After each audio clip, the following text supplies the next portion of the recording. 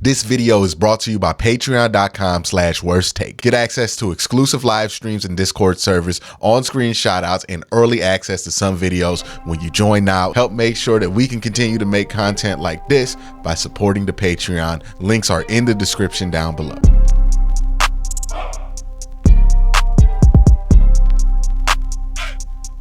We've done a lot of talking about the salary cap this week in the weeks prior, because it's one of those things where a lot of people were worried about the Browns' ability to sustain. And we've went over this, right? It's easy to fall into that interpretation because you hear things about Watson's contract, you hear things about Nick Chubb, you hear things about David Njoku's contract, and you know that the Browns have all these guys signing the money, and the conventional knowledge is that, oh, the Browns must have no salary cap. And then you go on a website and you check what the Browns salary cap number is, and you see that it's negative $19 million. Now, one of the reasons it was negative $19 million is because the Browns anticipate a salary cap increase, and they kind of do all of their business when it comes to the salary cap with the assumption that the cap is going to increase anywhere from 6 to 8%, sometimes even more. And today was one of those days where the cap rose, and it was much higher. It was about as high as people anticipated, right? It rose to about $256 million, which means that the Browns have about $6 million in cap space. So overnight, just in a day, the Browns went from having negative $19 million while doing nothing to having plus $6.2 million in salary cap space, which is really good. So that means that they're in the positive before restructuring Deshaun Watson, which we know is going to free up $30 million, before restructuring many of the other players that we know that the Browns are going to have had auto restructures into their deal. We know that the Browns are going to be able to free up a ton of space and a ton of money here. You're talking about the Browns probably getting a spending budget of money around $30 million and rolling over another $30 million into next cap, because I anticipate with all the restructures, they will probably free up somewhere between $60 to $65 million in cap space. Now, if you've been watching my channel and listening to what I've been saying about the cap and guys like Jack Duffin, nothing really changes, because a lot of our cap analysis has been with this in mind, right? With this assumption in mind that the salary cap is going to rise, because history tells us that's what happens with the salary cap. So all of the things about free agency, all of that, I don't know how much of that changes. The Browns are still not going to try to spend all $60 million of that salary cap space that they're going to open up. They're going to want to roll over a significant chunk into next year to get some cap benefits, and also just to have some money to spend if they need to go get somebody during the course of the season, similar to what they had to do last year. So the Browns are in a pretty good spot for the salary cap. It's kind of what I've been saying for a little while. And since the Browns are in a pretty good spot with the salary cap, since we know that they can free up $64 million without losing a single player, right? That doesn't include trading Jed Wills. That doesn't include, what so many people were assuming that we had to do was cut Nick Chubb or anything like that. That just assumes that you do some restructures, you do some small extensions, you do some, maybe you restructure Jed Wills if you decide you don't want to trade him. I have a whole video about the complexities of trading Jed Wills, because it's not as simple as just trading him. There's a lot of questions that you have to ask about yourself, the team, and where the team is at, and where certain players are on the team in order to kind of fill that ability that Jed Wills does. So, there's a lot of questions in there, but basically the Browns can run it back with essentially the same roster and have $64 million in cap space. And where they're going to have even better luck is the fact that they don't have that many free agents that they're really going to be hard-pressed to bring back, or they don't really have any free agents that are going to require a big deal, right? The Browns free agents are like Jordan Kuzniak, Sam Kamara, Matthew Adams, Michael Dunn, James Prochet, Jeff Driscoll, Mike Ford. Like, if I'm looking at this list, Sione Takitaki is somebody that's going to be brought back on modest money. If you can bring him back, Jordan Elliott would be modest money. Shelby Harris would be very modest money.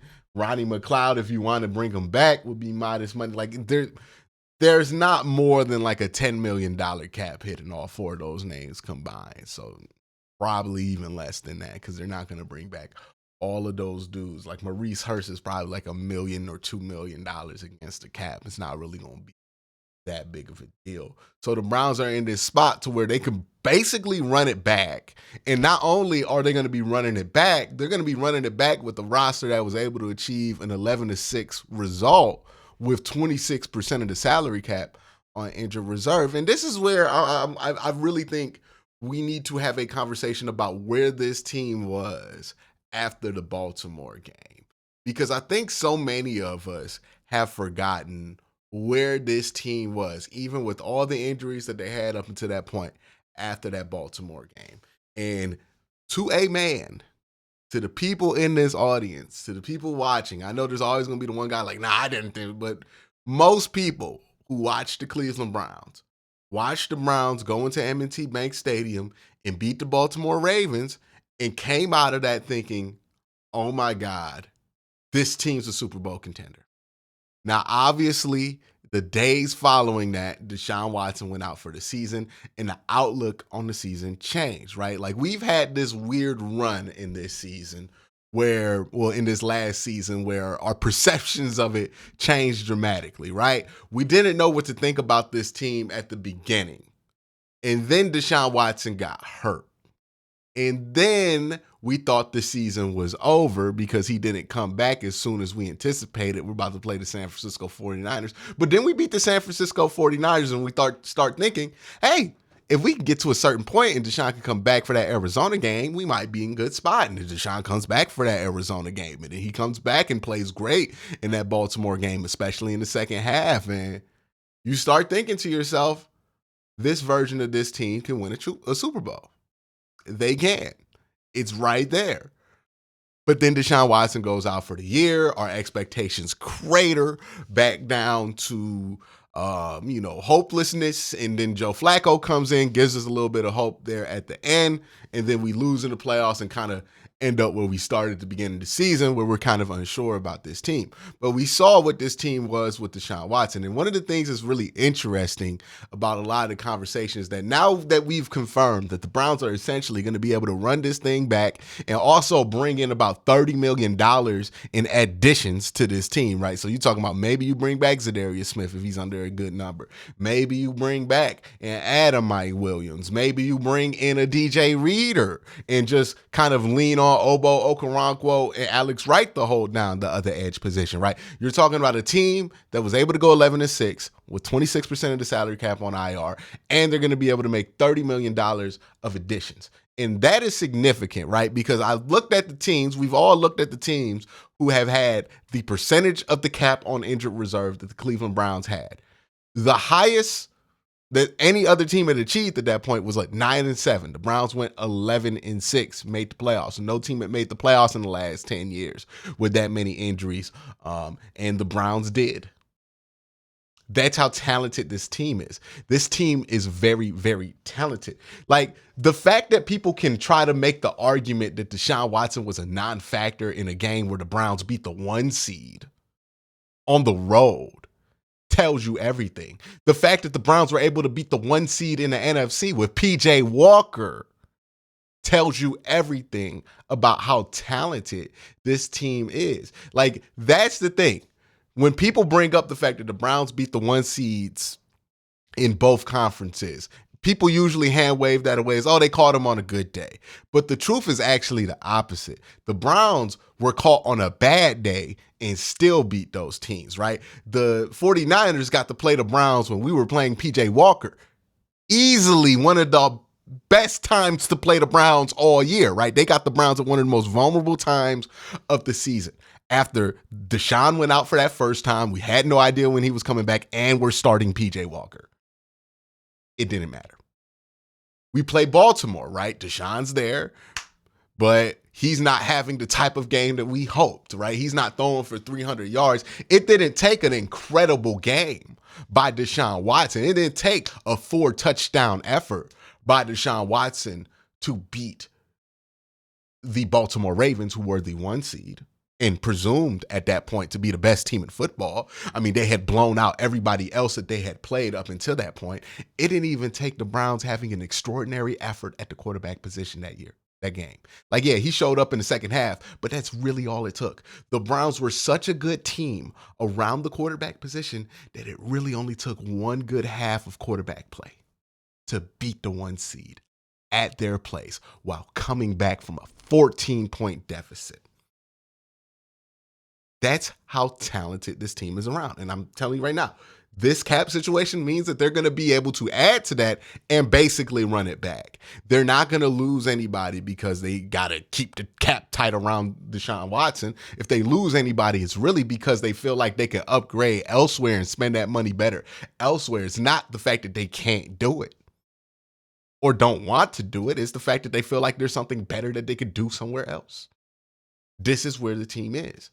Again, when you think about those 2 wins that the Browns have over those 1 seeds, think about that.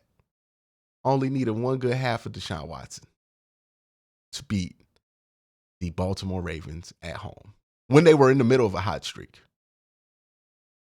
It only took a good defensive performance to beat the best team in the NFC. That's it. All it took. We didn't even need a positive factor at the quarterback position. Didn't matter. We were able to do it. We were able to get physical with them, able to beat them. That's how talented this Browns team is. That doesn't mean that they're going to come in and beat Baltimore every time they play them or beat San Francisco every time that they play them, but it tells you where they were. Another thing, when we talk about Deshaun Watson and like people's assumptions that the team's going to get worse with Deshaun Watson, I don't think there's really any evidence of that. If I thought there was evidence that the team would be worse with Deshaun Watson, I would be one of the first people being like, hey, like we got to watch out for this, because that's usually what I do on this channel is make sure that we look out for all possibilities. But when I look at the evidence, I see a team that had a plus 63 point differential with Deshaun Watson at quarterback. The second best one was Joe Flacco at plus 20, and that's not factoring in his playoff game where it goes back down to minus 10.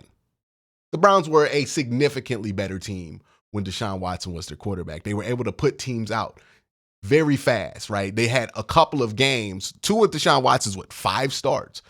The Browns were winning by so much that he had to sit the bench for the 4th quarter. That's how good of a team they were. You could say it was the competition. Oh, it's only Tennessee. Oh, it's Arizona. But when the Browns played the Bears, they had to play all 4 quarters.